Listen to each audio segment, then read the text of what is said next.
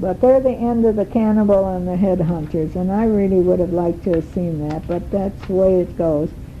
Uh, I had no idea when looking at the map how far it was from island to island, like 2,000 miles. You're halfway across the United States, and you're going by bus and by boat, and planes. We had tremendous amount of plane flights and still couldn't see all we wanted to see.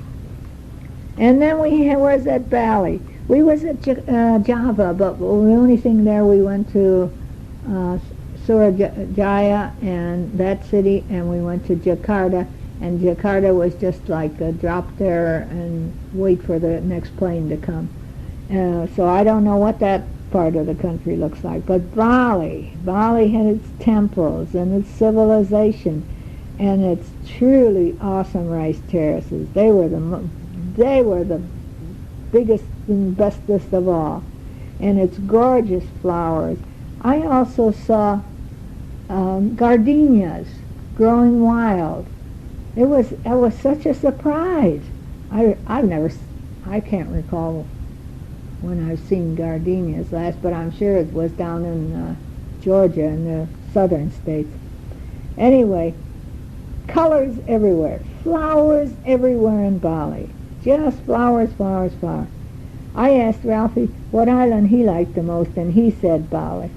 He's more for civilization than I am. I like to be out there with no electricity, no toilets, no hot water. All the good things in life. Well, then you appreciate what you've got at home. And we flew. We had 24 flights from the time we left Tulsa, Oklahoma, till the time we got back to Tulsa. We flew on 24 flights.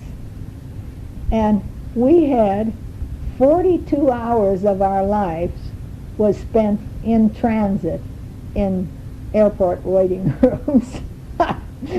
Oh, God, you can't believe it. We wasted days of our lives. And then we flew 75 hours.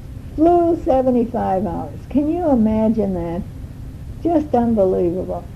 And every flight was fine. We didn't have any flight where you had unusual air disturbance.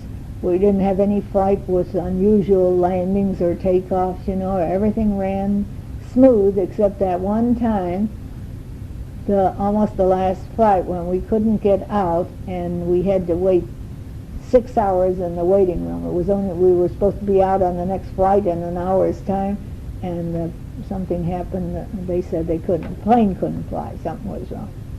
But it's just better to sit 6 hours in the waiting room than to demand to get on and go, So anyway, now we're home, and now we have the jet lag, but it's getting better.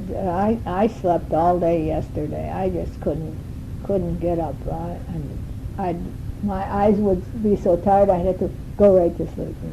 And in between time, then I would wash a couple of loads of clothes and I'd have to lay down, and then I'd sleep for an hour and wake up, and then I'd do some ironing. And then about 2 hours later, I can't do this anymore. I had to lay down. Slept. And then this morning I was still tired and slept this afternoon. Now tonight I'm pepping up. I think I'm all through, and I think it's going to be okay. So it was good. I can't complain about anything on this trip too much. I hated that I missed the 2 days that I missed by being sick, but